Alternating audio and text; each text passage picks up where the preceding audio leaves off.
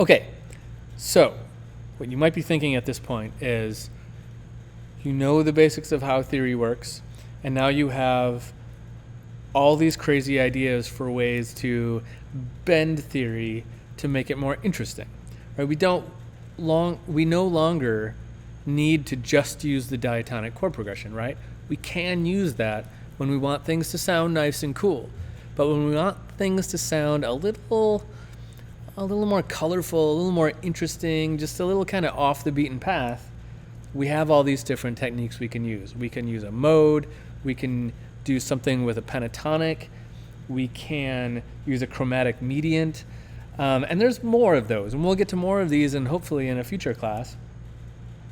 And there's more yet that I'm going to cover in this class, a whole ton of them actually in the next big section. We're going to go over all kinds of scales. But before we get to that, I wanted to insert this section on just what do we do with all this, right? Like we have all of these ideas, we have all these concepts, different things we can do.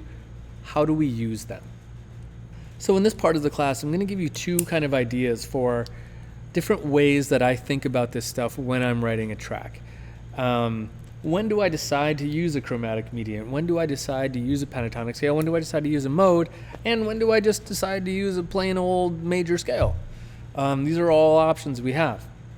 So I hope you don't feel too daunted by it, but if you do feel daunted by all the different possibilities, then that's okay. That's how people usually feel when they're in your shoes right now. So this section, I'm going to try to make that feel less daunting and show you how I would use these practically. So I've got these two techniques that I use just to kind of think through things while I'm working. The first up is this kind of working backwards idea. So let's dive into that right now.